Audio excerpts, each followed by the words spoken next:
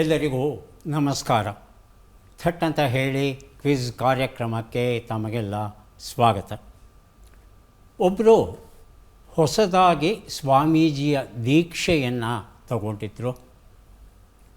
ಒಂದು ಬೆಟ್ಟದ ಮೇಲೆ ಇರುವಂಥ ಒಂದು ದೇವಸ್ಥಾನ, ಅಲ್ಲಿಯೇ ಒಂದು ಪುಟ್ಟ ಮಠ, ಅದರ ಉಸ್ತುವಾರಿಯನ್ನು ನೋಡಿಕೊಂಡು ಇರೋದಕ್ಕೆ ಹಿರಿಯ ಗುರುಗಳು ಮಾರ್ಗದರ್ಶನ ಕೊಡ್ತಾರೆ. ಈ ಕಿರಿಯ ಸ್ವಾಮಿ ಅಲ್ಲಿಗೆ ಹೋಗಿ ನೆಲೆ ನಿಂತು ದೇವರಿಗೆ ಅದ್ಭುತವಾಗಿ ಪೂಜೆಯನ್ನು ಮಾಡ್ತಾರೆ. ಪ್ರತಿದಿನ ಅನೇಕ ಭಕ್ತರು ಬರ್ತಾರೆ, ನಾನಾ ರೀತಿಯ ಕಾಣಿಕೆಗಳನ್ನು ಕೊಡ್ತಾರೆ. ಅವರಿಗೆಲ್ಲ ಒಂದು ಹಿತೋಪದೇಶವನ್ನು ನೀಡಿ ಮಾರ್ಗದರ್ಶನವನ್ನು ಕೊಟ್ಟು ಆನಂತರ ಪೂಜೆಯನ್ನು ತುಂಬ ಚೆನ್ನಾಗಿ ಮಾಡಿ ಪ್ರಸಾದವನ್ನು ನೀಡಿ ಕಳಿಸ್ಕೊಡ್ತಾರೆ. ಹೀಗೆ ಪ್ರತಿದಿನ ಮಾಡ್ತಾಯಿರ್ತಾರೆ. ಆದರೆ ಒಂದು ಸಲ ಏನಾಗೋಗುತ್ತೆ ಅಂದರೆ ವಿಪರೀತ ಚಳಿ ಬೀಳೋಕ್ಕೆ ಶುರುವಾಗೋಗುತ್ತೆ. ಹಿಮ ಅಂದರೆ ಹಿಮ. ಕಿರಿಯ ಸ್ವಾಮೀಜಿ ಬಂದು ನೋಡ್ತಾರೆ, ಯಾರೂ ಇಲ್ವಲ್ಲ, ಏನು ಮಾಡೋದು? ಸರಿ, ವಾಪಸ್ ಹೋಗೋಣ ಅಂದರೆ ಅಲ್ಲಿ ಒಬ್ಬ ದನ ಕಾಯೋ ಹುಡುಗ ನಡುಗ್ತಾ ನಿಂತಿರ್ತಾನೆ. ಮಗು ಬಾಯಲ್ಲಿ ಅಂತ ಕರ್ಕೊಂಡು ಬಂದು ಅವನಿಗೆ ಬಿಸಿ ಬಿಸಿ ಚಹಾ ಮಾಡಿಕೊಡ್ತೀನಿ, ಚಹಾ ಕುಡ್ಕೊಂಡು ನೀನು ಹೋಗಬಹುದು ಅಂತ ಹೇಳ್ತಾನೆ. ಆಗ ಆ ಹುಡುಗ ಒಂದು ಸೂಕ್ಷ್ಮವಾದ ಮಾತನ್ನು ಆಡ್ತಾನೆ. ಸ್ವಾಮಿ, ನಾನು ದನ ಕಾಯೋ ಹುಡುಗ, ನನಗೇನೂ ಗೊತ್ತಾಗಲ್ಲ ಅಂತ ತಾವು ಭಾವಿಸಿರ್ಬೋದು. ನಾನು ದನ ಕಾಯೋನು ನಿಜ, ಆದರೆ ಒಂದೇ ಒಂದು ದನ ಬಂದರೂ ಅದಕ್ಕೆ ಹುಲ್ಲು ಹಾಕ್ತೀನಿ ಸ್ವಾಮಿ ನಾನು ಅಂತ ಹೇಳ್ತಾನೆ. ಇದು ಆ ಯುವ ಸ್ವಾಮೀಜಿಯ ಹೃದಯಕ್ಕೆ ತಾಗುತ್ತದೆ. ಸರಿ, ಪೂಜೆ ಎಲ್ಲ ಮುಗಿಸಿ ಎಲ್ಲಾದಮೇಲೆ ಪ್ರಸಾದ ಎಲ್ಲ ಕೊಟ್ಟು ಕೂರಿಸ್ಕೊಂಡು 1 ಗಂಟೆ ಕಾಲ ಅದ್ಭುತವಾದ ಭಾಷಣವನ್ನು ಮಾಡ್ತಾರೆ. ಭಾಷಣವನ್ನು ಕೇಳಿದಂಥ ಆ ಹುಡುಗ, ಸ್ವಾಮೀಜಿ ಬಹಳ ಚೆನ್ನಾಗಿ ಹೇಳಿದ್ರಿ, ಚಳಿಯೆಲ್ಲ ಸಾಕಷ್ಟು ಕಮ್ಮಿ ಆಯಿತು, ತಮಗೆ ಕೃತಜ್ಞತೆಗಳು. ಆದರೆ ಒಂದು ಮಾತು ಹೇಳೋದಕ್ಕೆ ತಾವು ಅಪ್ಪಣೆ ಕೊಡಬೇಕು. ಕೇಳಪ್ಪ, ಅದಕ್ಕೇನಂತೆ? ಸ್ವಾಮೀಜಿ, ಒಂದು ಹಸುವಿಗೆ ಹುಲ್ಲನ್ನು ಹಾಕೋವಾಗ ಒಂದು ಹಸುವಿಗೆ ಎಷ್ಟು ಬೇಕೋ ಅಷ್ಟೇ ಹುಲ್ಲನ್ನು ಹಾಕ್ತೇನೆ ನಾನು. ಕೊಟ್ಟಿಗೆನಲ್ಲಿ 20 ಹಸುಗಳಿಗೆ ಸಾಕಾಗುವಷ್ಟು ಹುಲ್ಲಿದೆ. ಅಷ್ಟೂ ಹುಲ್ಲನ್ನು ತಂದು ಒಂದೇ ಒಂದು ಹಸುಗೆ ನಾನು ಹಾಕಲ್ಲ ಸ್ವಾಮಿ ಅಂತ ಹೇಳಿ ನಮಸ್ಕಾರ ಮಾಡಿ ಹೊರಟ್ಬಿಡ್ತಾನೆ. ಹಾಗಾಗಿ ಎಲ್ಲಕ್ಕಿಂತಲೂ ಮಿಗಿಲಾದದ್ದು ಸಾಮಾನ್ಯ ಜ್ಞಾನ. ಆ ಸಾಮಾನ್ಯ ಜ್ಞಾನ ಇಲ್ಲದೆ ಹೋದರೆ ಬದುಕಲ್ಲಿ ನಾವು ಏನೂ ಸಾಧಿಸಲಿಕ್ಕೆ ಆಗೋದಿಲ್ಲ. ಈ ಒಂದು ಪುಟ್ಟ ಕಥೆಯಲ್ಲಿ ಆ ಉಚಿತತೆ, ಆ ಸಂದರ್ಭಕ್ಕೆ ತಕ್ಕ ಹಾಗೆ ಹೇಗೆ ನಡ್ಕೋಬೇಕು ಅನ್ನೋ ಒಂದು ಆ ಸಮಯ ಪ್ರಜ್ಞೆ ಇದೆಯಲ್ಲ, ಅದು ಬಹಳ ಮುಖ್ಯ. ಬದುಕಲ್ಲೂ ಈ ಸಮಯ ಪ್ರಜ್ಞೆಯನ್ನು ನಾವು ರೂಢಿಸ್ಕೊಂಡ್ರೆ ಅನೇಕ ಸಮಸ್ಯೆಗಳನ್ನು ಸುಲಭವಾಗಿ ನಿವಾರಿಸಬಹುದು. ಕಾರ್ಯಕ್ರಮವನ್ನು ಆರಂಭಿಸ್ತಾ ಇದ್ದೇವೆ. ಸ್ಪರ್ಧಿಗಳ ಪರಿಚಯ. ಮೊದಲ ಸ್ಪರ್ಧಿ. ಎಲ್ರಿಗೂ ನಮಸ್ಕಾರ. ನನ್ನ ಹೆಸರು DS ರಮೇಶ್. ನಾನು ಕೇಂದ್ರ ಸರ್ಕಾರಿ ಸೇವೆ ಸಲ್ಲಿಸಿ ಮುಂಬೈನಲ್ಲಿ ವಾಸವಾಗಿದ್ದೇನೆ. ನನ್ನ ಹವ್ಯಾಸಗಳು ದಿನಪತ್ರಿಕೆ ಓದುವುದು ಹಾಗೂ ಲಘು ಸಂಗೀತ ಕೇಳುವುದು. ಧನ್ಯವಾದಗಳು. ರಮೇಶ್ ಅವರಿಗೆ ಸ್ವಾಗತವನ್ನು ಕೋರ್ತಾ ಇದ್ದೇವೆ. ಮುಂದಿನ ಸ್ಪರ್ಧಿ. ನಮಸ್ಕಾರ. ನನ್ನ ಹೆಸರು ಲಕ್ಷ್ಮೀರಾಜ್ ಗೋಪಾಲ್. ನಾನು ಬೆಂಗಳೂರು ಚಿಕ್ಕಲ್ಸಂದ್ರದಿಂದ ಬಂದಿದ್ದೇನೆ. ಕಾದಂಬರಿ ಓದೋದು ಮತ್ತು ನಿಟ್ಟಿಂಗ್ ಮಾಡೋದು ನನ್ನ ಹವ್ಯಾಸ. ಲಕ್ಷ್ಮೀ ಅವರಿಗೆ ಸ್ವಾಗತವನ್ನು ಕೋರ್ತಾ ಇದ್ದೇವೆ. ನಮ್ಮ ಮೂರನೆಯ ಸ್ಪರ್ಧಿ. ಎಲ್ಲರಿಗೂ ನಮಸ್ಕಾರ. ನನ್ನ ಹೆಸರು KR ಸತ್ಯನಾರಾಯಣ್ ಅಂತ. ನಾನು ಬ್ಯಾಂಕ್ನ ನಿವೃತ್ತ ಅಧಿಕಾರಿ.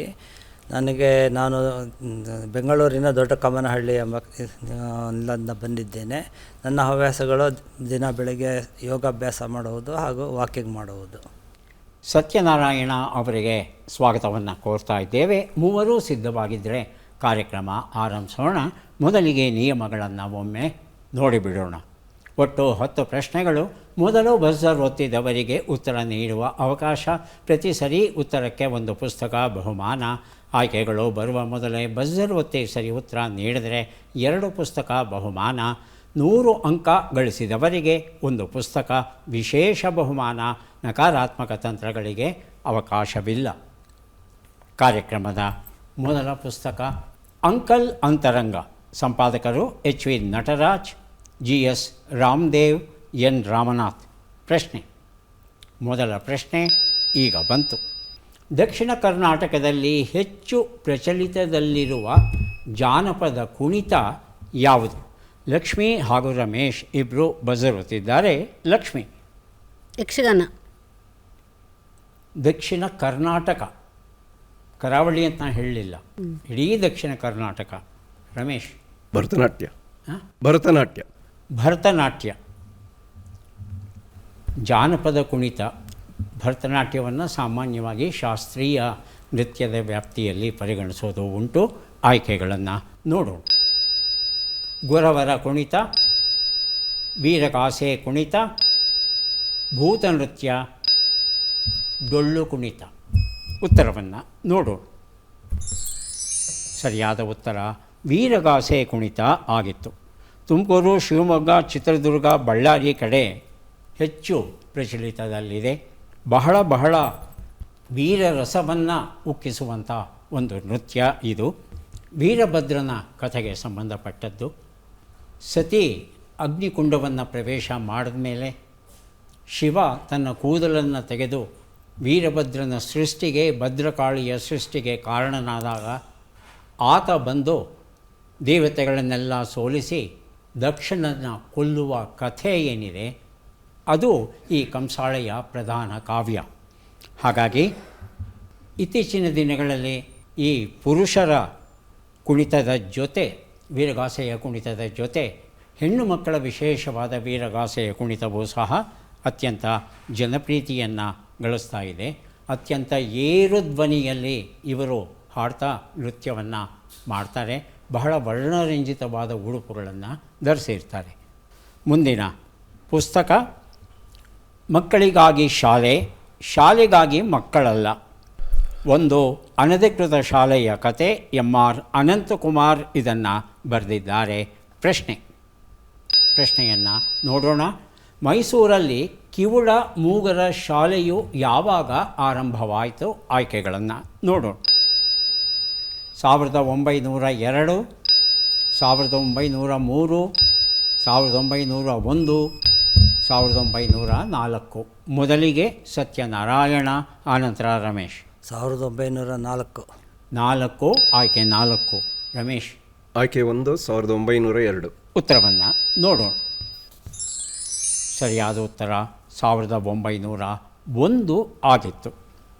ಈ ಒಂದು ಶಾಲೆ ಆರಂಭ ಆಗೋದಕ್ಕೆ ಮೊದಲು ಈ ಕಿವುಡರ ಮೂಗರ ಬದುಕು ಏನಿತ್ತು ಅದು ಬಹಳ ಅಸಹನೀಯವಾಗಿತ್ತದು. ಯಾಕಂದರೆ ಅವರನ್ನು ಕೇಳೋರು ಇಲ್ಲ, ಮಾತನಾಡಿಸೋರು ಇಲ್ಲ. ಹೆಚ್ಚು ಕಡಿಮೆ ಭಿಕ್ಷೆ ಬೇಡಿಯೇ ಅವರು ಬದುಕನ್ನು ನಡೆಸಬೇಕಾಗಿತ್ತು. ಇಂತಹವರಿಗಾಗಿ ಎಂ ಶ್ರೀನಿವಾಸ ರಾವ್ ಅವರು ಮೊದಲ ಬಾರಿಗೆ ಒಂದು ಶಾಲೆಯನ್ನು ಆರಂಭಿಸ್ತಾರೆ. ಅವರಿಗೂ ಕಲಿಯೋದಕ್ಕೆ ಅವಕಾಶವನ್ನು ಮಾಡಿಕೊಡ್ತಾರೆ.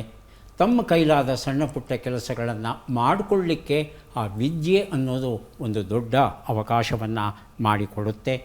ಇವತ್ತು ಈ ಸಂಸ್ಥೆ ಬಹಳ ದೊಡ್ಡ ಪ್ರಮಾಣದಲ್ಲಿ ಬೆಳೆದು ರಾಷ್ಟ್ರೀಯ ಮಟ್ಟದಲ್ಲಿ ಹೆಸರನ್ನು ಗಳಿಸಿದೆ. ಸಾಧ್ಯವಾದರೆ ಒಮ್ಮೆ ಈ ಒಂದು ಸಂಸ್ಥೆಗೆ ನಾವೆಲ್ಲ ಭೇಟಿಯನ್ನು ಕೊಡೋಣ. ಅಕ್ಕರೆಯ ಅಕ್ಷರಗಳು, UN ಸಂಗನಾಳಮಠ್ ಬರೆದಿರುವಂಥ ಪುಸ್ತಕ ಇದು. ಪ್ರಶ್ನೆ, ನಿಮಗೆ ಹಚ್ಚೆಯನ್ನು ಹಾಕಿಸಿಕೊಳ್ಳಬೇಕೋ ಅಥವಾ ಬೇಡವೋ ಎಂಬ ಇಬ್ಬಂದಿತನವೋ ಕಾಡುವಾಗ ನೀವು ಆರಿಸಿಕೊಳ್ಳಬಹುದಾದ ಸುರಕ್ಷಾ ಮಾರ್ಗ ಯಾವುದು? ಆಯ್ಕೆಗಳನ್ನು ನೋಡು. ಶಾಶ್ವತ ಹಚ್ಚೆ ಹಾಕಿಸ್ಕೋಬಹುದು, ಹೇಳಿ. ಹಚ್ಚೆಯನ್ನು ಹಾಕಿಸ್ಕೊಳ್ದೇ ಇರೋದು, ಆದರೆ ಹಾಕಿಸ್ಕೋಬೇಕು ಅನ್ನೋ ಆಸೆನೂ ಉಂಟಲ್ಲ. ಮಧ್ಯದಲ್ಲಿದ್ದೀರಿ ನೀವು. ಹಾಕಿಸ್ಕೊಳ್ಳೋದು ಬೇಡ ಅಂದರೆ ಅದು ಅಂತಿಮ ತೀರ್ಮಾನ ಆಗೋಯ್ತು. ತೀರ್ಮಾನ ತಗೊಳ್ಳೋಕ್ಕಾಗ್ತಾನೇ ಇಲ್ಲ ನಿಮಗೆ. ಯುವ ಜನತೆಗೆ ಈ ಸಮಸ್ಯೆ ಟೆಂಪ್ರರಿಯಾಗಿ ಅಳಿಸಿ ಹೋಗುವಂಥ ಹಚ್ಚೆ ಹಾಕಿಸ್ಕೊಳ್ಳೋದು. ಹಾಂ, ಬದಲಾಯಿಸ್ಕೊಳ್ಳುವಂಥ ಹಚ್ಚೆ ನೋಡೋಣ ಮುಂದೆ ನೋಡೋಣ. ಆಯ್ಕೆ 2, ಹಚ್ಚೆ ಸಹವಾಸವೇ ಬೇಡ, ಮರೆತು ಬಿಡಿ. ನಿಮ್ಮ ವೈದ್ಯರೊಡನೆ ಚರ್ಚಿಸಿ. ತಾತ್ಕಾಲಿಕ ಹಚ್ಚೆ ಹಾಕಿಸಿಕೊಳ್ಳಿ. ಮೊದಲಿಗೆ ರಮೇಶ್ ತಮ್ಮ ಉತ್ತರ ಆಯ್ಕೆ 4 ಆಯ್ಕೆ ತಾತ್ಕಾಲಿಕ 4. ಹಚ್ಚೆ. ಸತ್ಯನಾರಾಯಣ ಸೇಮ್ ತಾತ್ಕಾಲಿಕ ಹೆಜ್ಜೆ ಆಯ್ಕೆ 4. 4. ಉತ್ತರವನ್ನು ನೋಡೋಣ. ತಾತ್ಕಾಲಿಕ ಹಚ್ಚೆ ಹಾಕಿಸಿಕೊಳ್ಳಿ, ಈ ಉತ್ತರ ಸರಿಯಾಗಿದೆ. ರಮೇಶ್ ಅವರು ಹೇಳಿದ ಹಾಗೆ ಗೊಂದಲ ಉಂಟಾದಾಗ ಹಾಕಿಸ್ಕೊಳ್ಳೇಬೇಕು ಅನ್ನೋ ಒತ್ತಡವನ್ನು ಗೆಳೆಯರು ತಂದಾಗ ತಾತ್ಕಾಲಿಕವಾಗಿ ಹಾಕ್ಕೋಬಹುದಾದ ಹಚ್ಚೆಗಳು ಸಿಗುತ್ತೆ, ಅದನ್ನು ಹಾಕ್ಕೋಬಹುದು. ಅದು ಚರ್ಮವನ್ನು ಒಳ ಪ್ರವೇಶ ಮಾಡಲ್ಲ, ಚರ್ಮದ ಮೇಲ್ಗಡೆ ಮಾತ್ರ ಇರುತ್ತೆ, ಕೆಲವು ದಿನ ಇರುತ್ತೆ. ಆನಂತರ ನಾವು ಸೋಪು ಅಥವಾ ಶಾಂಪೂ ಹಾಕಿ ತೊಳೆದ್ರೆ ಅದು ಹೊರಟೋಗುತ್ತದೆ. ಆದರೆ ಶಾಶ್ವತ ಹಾಕಿಸ್ಕೊಂಡ್ಬಿಟ್ರೆ ಲೇಸರ್ ಚಿಕಿತ್ಸೆಯಿಂದ ಮಾತ್ರ ತೆಗಿಲಿಕ್ಕೆ ಸಾಧ್ಯ, ಇಲ್ದಿರೋ ತೆಗಿಲಿಕ್ಕಾಗಲ್ಲ, ಜೀವನ ಪರ್ಯಂತ ನಮ್ಮ ಜೊತೆ ಇರುತ್ತೆ. ಹಾಗಾಗಿ ಗೊಂದಲ ಉಂಟಾಗ ನಿಮಗೆ ಯಾವ ಆಕೃತಿ ಬೇಕೋ ಆ ಆಕೃತಿಯ ತಾತ್ಕಾಲಿಕ ಟೆಂಪ್ರರಿ ಹಚ್ಚೆಯನ್ನು ಹಾಕಿಸ್ಕೊಳ್ಳೋದು ಬಹಳ ಒಳ್ಳೆಯದು. ರಮೇಶ್ ಅವರಿಗೆ ತಾತ್ಕಾಲಿಕ ಹಚ್ಚೆ ಅಂತ ನೀವು ಆಯ್ಕೆಗಳು ಬರೋಕ್ಕೆ ಮೊದಲೇ ಉತ್ತರ ಕೊಟ್ಟಿದ್ದೀರಿ. ಹಾಗಾಗಿ 2 ಪುಸ್ತಕವನ್ನು ತಮಗೆ ಕೊಟ್ಟಿದ್ದೇವೆ. ಮುಂದಿನ ಪುಸ್ತಕ ಮತ್ತು ಪ್ರಶ್ನೆ ಸಾಗರದಾಚೆಯ ನಾಡಿನಲ್ಲಿ. SP ವಿಜಯಲಕ್ಷ್ಮಿ ಇದನ್ನು ಬರೆದಿದ್ದಾರೆ. ನಮ್ಮ ಪ್ರಶ್ನೆ: ಬೆಂಗಳೂರಿನ ಕೋಟೆ ವೆಂಕಟರಮಣ ಸ್ವಾಮಿ ದೇವಾಲಯಕ್ಕೆ ಹೊಂದಿಕೊಂಡು ಐತಿಹಾಸಿಕ ಕಟ್ಟಡ ಹೊಂದಿದೆ, ಅದು ಯಾವುದು? ಮೊದಲಿಗೆ ರಮೇಶ್ ಅವರು ಬರೆದಿರುತ್ತಿದ್ದಾರೆ. ಉತ್ತರ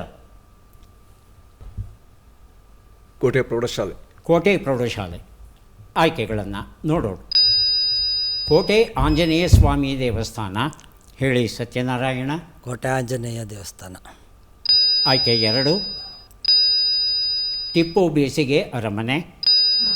ಆಯ್ಕೆ 3, ಟಿಪ್ಪುವಿನ ಮದ್ದುಗುಂಡಿನ ಉಗ್ರಾಣ. ಆಯ್ಕೆ 4, ಬೆಂಗಳೂರು ಕೋಟೆ. ಉತ್ತರವನ್ನು ನೋಡು. ಸರಿಯಾದ ಉತ್ತರ ಟಿಪ್ಪುವಿನ ಬೇಸಿಗೆ ಅರಮನೆ ಉಂಟು. ಶಾಲೆ ಇದೆ ಖಂಡಿತ, ಆದರೆ ಅದನ್ನು ಐತಿಹಾಸಿಕ ಕಟ್ಟಡ ಅಂತ ಹೇಳಲಿಕ್ಕೆ ಬರೋಲ್ಲ. ಟಿಪ್ಪುವಿನ ಆ ಬೇಸಿಗೆ ಅರಮನೆಗೆ ಹೋಲಿಸಿದ್ರೆ ಅದು ಇತ್ತೀಚೆಗೆ ಕಟ್ಟಿರುವಂಥದ್ದು. ಹಾಗಾಗಿ ತಮಗೆ ಪುಸ್ತಕ ಸಿಗ್ತಾ ಇಲ್ಲ. ಟಿಪ್ಪುವಿನ ಬೇಸಿಗೆ ಅರಮನೆ ಮರದಿಂದ ಎಷ್ಟು ಒಳ್ಳೆಯ ಕೆಲಸವನ್ನು ಮಾಡಬಹುದು, ಕಲಾಕೃತಿಯನ್ನು ರಚಿಸಬಹುದು ಅನ್ನೋದಕ್ಕೆ ಉತ್ತಮ ಉದಾಹರಣೆಯಾಗಿದೆ. ಕರ್ನಾಟಕದಲ್ಲಿ ಮರದ ಅರಮನೆಗಳು ಬಹಳ ಕಡಿಮೆ. ಮುಸ್ಸಂಜೆಯ ಕಥೆಗಳು ಉದಯ್ ಕುಮಾರ್ ಹಬ್ಬು ಬರೆದಿರುವಂಥದ್ದು. ಪ್ರಶ್ನೆ: ಬಿಟ್ಟ ಅಕ್ಷರಗಳನ್ನು ತುಂಬಿ. ಬೇ, ಗಾ, ಸು, ಋಣ, ಸೌ. ರಮೇಶ್ ಅವರೇ. ಬೆಂಗಳೂರಿನ ಸುವರ್ಣಸೌಧ. ಬೆಂಗಳೂರಿನ ಸುವರ್ಣಸೌಧ. ಇದ್ದಂಗಿಲ್ಲ, ಅಲ್ಲಿ ಬರೀ ಬೇ ಇದೆ. ಬೆಂಗಾಡಿನ ಸುವರ್ಣಸೌಧ. ಬೆಂಗಾಡಿನ ಸುವರ್ಣಸೌಧ. ಬೆಂಗಾಳಿನಂದಕ್ಕೂ ಇಲ್ಲ ಅಲ್ಲಿ, ಬರೀ ಬೇ ಇರೋದು. ಸತ್ಯನಾರಾಯಣ 2ನೇದಾಗಿ ಬರೆದಿರುತ್ತಿದ್ದಾರೆ. ಬೆಳಗಾವಿಯ ಸುವರ್ಣಸೌಧ. ಬೆಳಗಾವಿಯ ಸುವರ್ಣಸೌಧ. ಹೌದಾ ಲಕ್ಷ್ಮಿಯವರೇ? ಹೌದು. ಉತ್ತರವನ್ನು ನೋಡೋಣ. ಬೆಳಗಾವಿಯ ಸುವರ್ಣಸೌಧ ಉತ್ತರ ಸರಿಯಾಗಿದೆ. ಮುಸ್ಸಂಜೆಯ ಕಥೆಗಳು ಎನ್ನುವ ಈ ಒಂದು ಪುಸ್ತಕವನ್ನು ಸತ್ಯನಾರಾಯಣ ಅವರಿಗೆ ಕೊಟ್ಟಿದ್ದೇವೆ. ಇಸ್ರೇಲ್ ಕೆಣಕೆ ಗೆದ್ದವರಿಲ್ಲ, KV ರಾಧಾಕೃಷ್ಣ ಸಂಪಾದಿಸಿರುವ ಕೃತಿ ಇದು. ಪ್ರಶ್ನೆ: ಈ ಕೆಳಗಿನ ಲೆಕ್ಕಗಳನ್ನು ಪೂರ್ಣಗೊಳಿಸಿ ಉತ್ತರಗಳನ್ನೆಲ್ಲ ಕೂಡಿ ಅಂತಿಮ ಉತ್ತರವನ್ನು ನೀಡಿ. 51 ಕೂಡು 67, 89 ಕಳೆ 43, 14 ಗುಣಿಸು 12, 234 ಭಾಗಿಸು 9.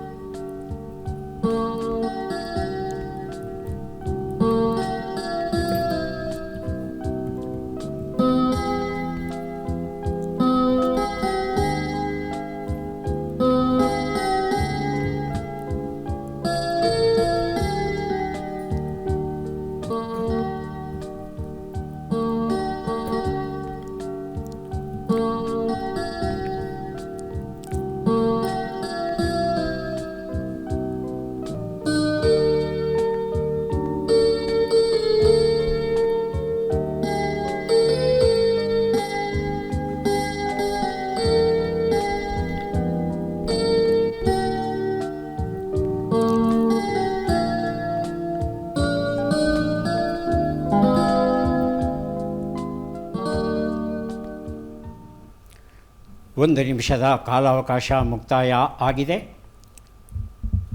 ಲೆಕ್ಕ ಪೂರ್ಣವಾಗಿದ್ದರೆ ಬಸರೊತ್ತಿ ಉತ್ತರವನ್ನು ಕೊಡಿ. ಸತ್ಯನಾರಾಯಣ, ಆನಂತರ ರಮೇಶ್. 356 356. 356 ಹೌದಾ? 356 ಹೇಳಿ ರಮೇಶ್. 472 472. ಭಿನ್ನವಾದ ಉತ್ತರವನ್ನು ನೋಡ್ತಾ ಹೋಗೋಣ. ಒಂದು ಉತ್ತರ 118, 46, 168, 26 ಎಲ್ಲವನ್ನು ಕೂಡಿದ್ರೆ 358 ಬಂದಿದೆ. ಈ ಉತ್ತರವನ್ನು ಯಾರೂ ಕೊಟ್ಟಿಲ್ಲ. 26. ನಾನೊಬ್ಬ ಕನಸುಗಾರ ಎನ್ನುವ ಕವನ ಸಂಕಲನ ಮಲ್ಲಿಕಾರ್ಜುನ ಕಕಮರಿ ಇದನ್ನು ಬರೆದಿದ್ದಾರೆ. ಪ್ರಶ್ನೆ: ಈ ಪದ್ಮ ಪುರಸ್ಕೃತರನ್ನು ಗುರುತಿಸಿ. ಚಿತ್ರ ಈಗ ಬಂತು.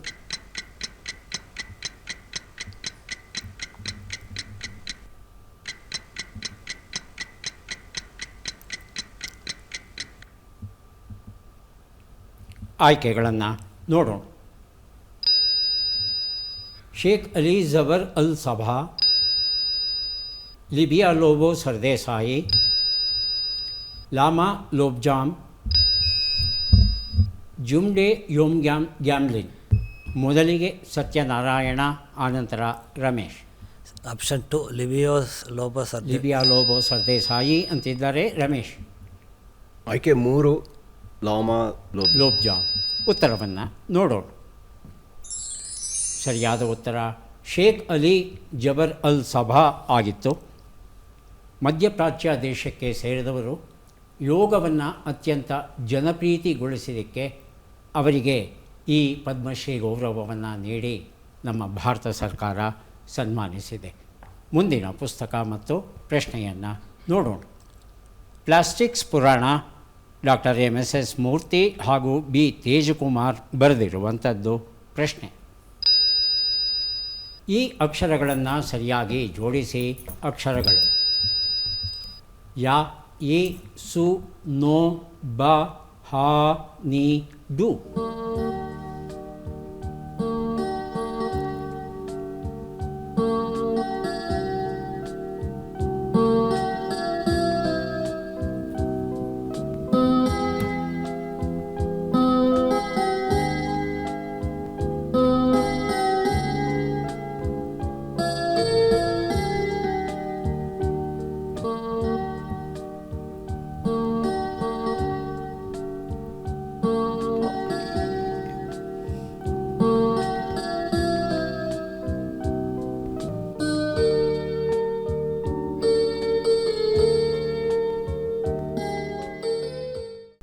ಇಬ್ಬನಿ ಹಾಸಿದೆ ನೋಡು. ಸಾವಕಾಶವಾಗಿ ಉತ್ತರ ಕೊಡಿ, ಆತರ ಪಡೋದು ಬೇಡ. ಇಬ್ಬನಿ ಇಬ್ಬನಿ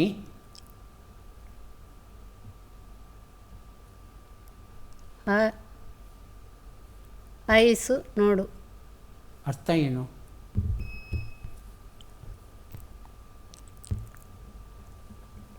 ರಮೇಶ್ ಅವ್ರನ್ನ ಕೇಳಲ್ಲ? ಹೇಳಿ ರಮೇಶ್. ಇಬ್ಬನಿಯ ಹಾಸು ನೋಡು. ಇಬ್ಬನಿಯ ಹಾಸು ನೋಡು. ಉತ್ತರವನ್ನು ನೋಡು.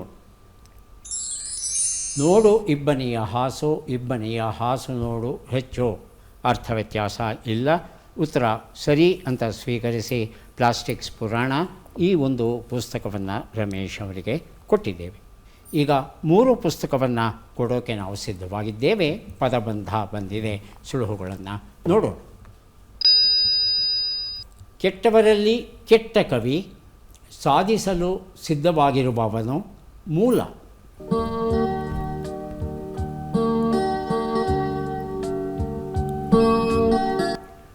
ಬಜರುತ್ತಿದ್ದಾರೆ ಲಕ್ಷ್ಮಿ. ಒಂದು ಉತ್ತರ ವಿಕಟ ಕವಿ.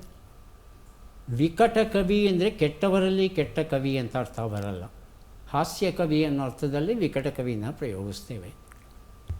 ಕೆಟ್ಟವರಲ್ಲಿ ಕೆಟ್ಟ ಕವಿ, ನಿಜಕ್ಕೂ ಒಂದು ಕೆಟ್ಟ ಕವಿ, ಅವನಿಗೆ ಏನೂ ಗೊತ್ತಿಲ್ಲ ಬರೆಯೋದಕ್ಕೆ. ರಮೇಶ್. ಸತ್ಯನಾರಾಯಣ. ಮೊದಲನೇ ಶಬ್ದ ನಾ ಕೊಡ್ತೇನೆ, ಎರಡನೇ ಶಬ್ದ ಮೂರನೇ ಶಬ್ದಕ್ಕೆ ತಾವು ಪ್ರಯತ್ನಿಸಬಹುದು. ಒಂದು ಉತ್ತರ ಅಧಮ ಕವಿ. 2 ಉತ್ತರ ಸಾಧಿಸಲು ಸಿದ್ಧವಾಗಿರುವವನು. ಸಾಧಕ. ಸಾಧಕ. ಉತ್ತರವನ್ನು ನೋಡೋಣ. ಉತ್ತರ ಸರಿಯಾಗಿದೆ. 3 ಉತ್ತರ ಯಾರು ಬೇಕಾದರೂ ಬಜರ್ ಒತ್ತಬಹುದು, ಉತ್ತರವನ್ನು ಕೊಡಬಹುದು. ಮೂಲ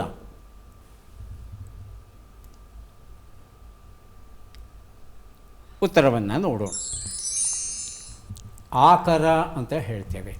ಸೋರ್ಸ್ಗೆ ರೆಫರೆನ್ಸ್ ಏನಾದರೂ ಮಾಡಬೇಕಾದ್ರೆ ಸೋರ್ಸ್ ಬುಕ್ ಅನ್ನೋದಕ್ಕೆ ಆಕರ ಅಂತ ಕನ್ನಡದಲ್ಲಿ ಹೇಳೋದು ಉಂಟು. ಈಗ ಕೊನೆಯ ಘಟ್ಟಕ್ಕೆ ಬಂದಿದ್ದೇವೆ. ಚಟ್ಪಟ್ ಚಿನ್ಕುರುಳಿ 5 ಪ್ರಶ್ನೆಗಳು. ಮೊದಲ ಅವಕಾಶ ರಮೇಶ್ ಅವರಿಗೆ ಬರ್ತಾ ಇದೆ. ಸಿದ್ಧವಾಗಿದ್ದರೆ ಪ್ರಶ್ನೆಗಳನ್ನು ಆರಂಭಿಸ್ತೇವೆ. ಮೊದಲ ಪ್ರಶ್ನೆ, ಹದಕ್ಕೆ ತರು ಎಂಬ ನುಡಿಗಟ್ಟಿನ ಅರ್ಥವೇನು? ಪ್ರತಿಷ್ಠೆಯನ್ನು ಹೆಚ್ಚಿಸು, ಪ್ರತಿಷ್ಠೆಯನ್ನು ತಗ್ಗಿಸು. ಪ್ರತಿಷ್ಠೆಯನ್ನು ಹೆಚ್ಚಿಸು. ಹದಕ್ಕೆ ತರು ಅಂದರೆ. ಮುಂದಿನ ಪ್ರಶ್ನೆ, ತರಕಾರಿಗಳನ್ನು ಸೇರಿಸಿ ಮಾಡಿದ ಮೇಲೋಗರ ಎಂಬ ಅರ್ಥವನ್ನು ಕೊಡುವ ಶಬ್ದ ಯಾವುದು? ಕೂಟು, ಕೂಡು. ಕೂಟು. ತನ್ನ ಮುಂದಿನ ಜನ್ಮದಲ್ಲಿ ಭೀಷ್ಮನನ್ನು ಕೊಲ್ಲುವುದಾಗಿ ಯಾರು ಪ್ರತಿಜ್ಞೆಯನ್ನು ಮಾಡಿದರು? ಅಂಬೆ. ಮುಂದಿನ ಪ್ರಶ್ನೆ, ಈ ಗಾದೆಯನ್ನು ಪೂರ್ಣಗೊಳಿಸಿ. ಯಜಮಾನ ಇಲ್ಲದ ಮನೆ.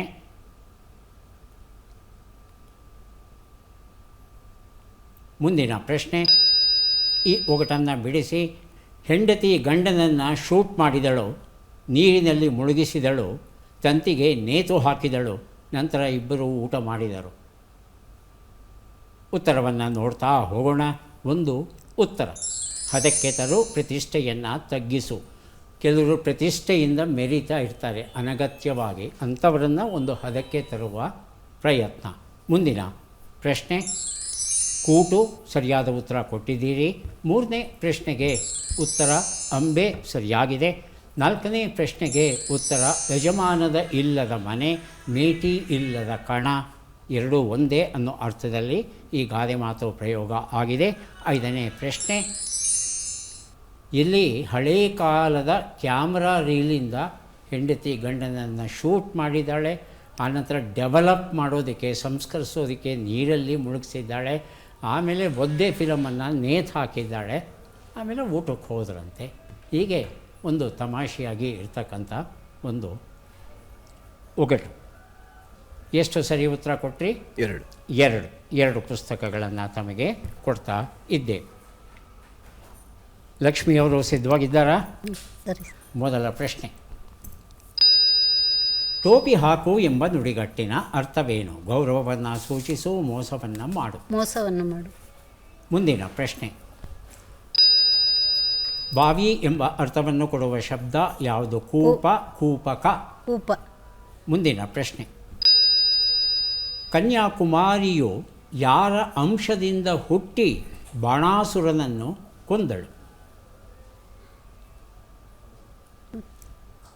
ಮುಂದಿನ ಪ್ರಶ್ನೆ, ಈ ಗಾದೆಯನ್ನು ಪೂರ್ಣಗೊಳಿಸಿ. ಯಾವ ಕಾಲ ತಪ್ಪಿದರೂ ಗೊತ್ತಿಲ್ಲ. ಮುಂದಿನ ಪ್ರಶ್ನೆ, ಈ ಒಗಟನ್ನು ಬಿಡಿಸಿ. ನಾನು ಗಣಿಯಿಂದ ಬಂದವನಾದರೂ ಯಾವಾಗಲೂ ಮರದಿಂದ ಸುತ್ತುವರೆದಿರುವೆ. ಕೊಡಲಿ. ಕೊಡಲಿ. ಉತ್ತರವನ್ನು ನೋಡ್ತಾ ಹೋಗೋಣ. ಒಂದು ಉತ್ತರ, ಟೋಪಿ ಹಾಕೋ, ಮೋಸವನ್ನು ಮಾಡು ಸರಿಯಾಗಿದೆ. 2ನೇ ಪ್ರಶ್ನೆಗೆ ಉತ್ತರ ಕೂಪ ಸರಿಯಾಗಿದೆ.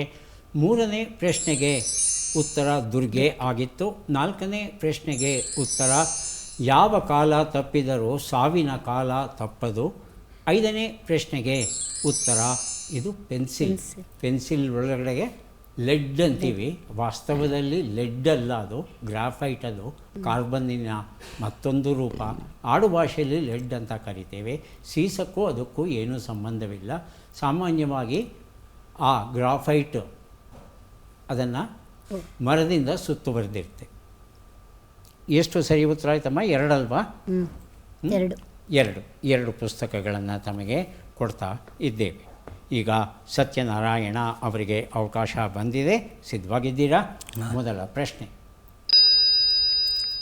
ಗಂಟುಕಟ್ಟು ಎಂಬ ನುಡಿಗಟ್ಟಿನ ಅರ್ಥವೇನು? ಜಿಪುಣತನವನ್ನು ತೋರು, ಹೊರಡಲು ಸಿದ್ಧವಾಗು. ಜಿಪುಣತನವನ್ನು ತೋರು. ಮುಂದಿನ ಪ್ರಶ್ನೆ, ಸಮುದ್ರ ಅಥವಾ ಸಾಗರ ಎಂಬ ಅರ್ಥವನ್ನು ಕೊಡುವ ಶಬ್ದ ಯಾವುದು? ಕೂಪಾರ, ಕೂಬರ. ಕೂಬರ. ಎರಡನೇ ಮುಂದಿನ ಪ್ರಶ್ನೆ. ಶಂಕರನು ಕನ್ಯಾಕುಮಾರಿಯನ್ನು ಮದುವೆಯಾಗಲು ಯಾವ ಕ್ಷೇತ್ರಕ್ಕೆ ಬಂದನು? ರಾಮೇಶ್ವರ. ರಾಮೇಶ್ವರ. ಈ ಗಾದೆಯನ್ನು ಪೂರ್ಣಗೊಳಿಸಿ. ರಟ್ಟೆ ಮುರಿದು ರೊಟ್ಟಿ ತಿನ್ನು. ಗೊತ್ತಿಲ್ಲ. ಮುಂದಿನ ಪ್ರಶ್ನೆ. ಈ ಒಗಟನ್ನು ಬಿಡಿಸಿ. ಹುಡುಗಿಗೆ ಸಮಪ್ರಮಾಣದ ಸೋದರ ಸೋದರಿಯರು. ಪ್ರತಿ ಸೋದರನಿಗೆ ಅರ್ಧದಷ್ಟು ಸೋದರರು ಹಾಗೂ ಸೋದರಿಯರು. ಒಟ್ಟು ಎಷ್ಟು ಜನ ಸೋದರರು ಎಷ್ಟು ಜನ ಸೋದರಿಯರು ಅಂತ ಹೇಳಬೇಕು. ಒಟ್ಟು 8 ಜನ. ಒಟ್ಟು 8 ಜನ. ಸೋದರರೆಷ್ಟು ಸೋದರಿಯರೆಷ್ಟು? 6.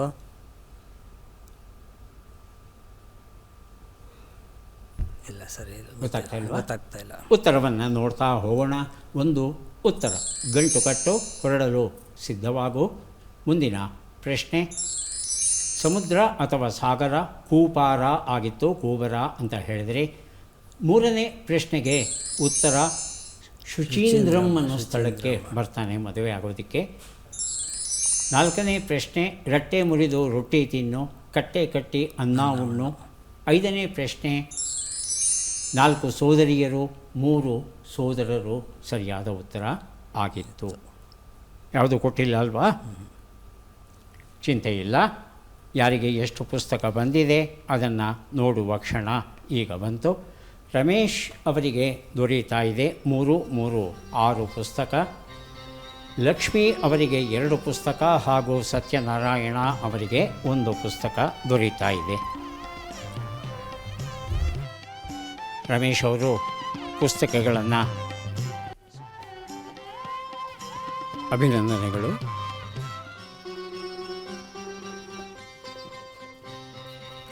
ಲಕ್ಷ್ಮಿ ಅವರಿಗೆ 2 ಪುಸ್ತಕ ಅಭಿನಂದನೆಗಳು.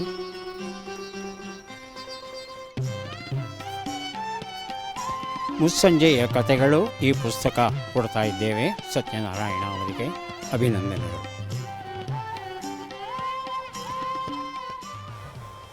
ಮಂಜಲ್ಲಿ ನೀರಿನ ಅಂಶಕ್ಕಿಂತ ಹೆಚ್ಚಾಗಿ ಗಾಳಿಯ ಅಂಶ ಇರುತ್ತೆ. ಹಾಗಾಗಿ 12 ಸೆಂಟಿಮೀಟರಷ್ಟು ಮಂಜನ್ನು ಕರಗಿಸಿದ್ರೆ ನಮಗೆ ಸಿಗೋದು 1 ಸೆಂಟಿಮೀಟರಷ್ಟು ನೀರು ಮಾತ್ರ. ಮತ್ತೆ ಭೇಟಿಯಾಗೋಣ. ನಮಸ್ಕಾರ.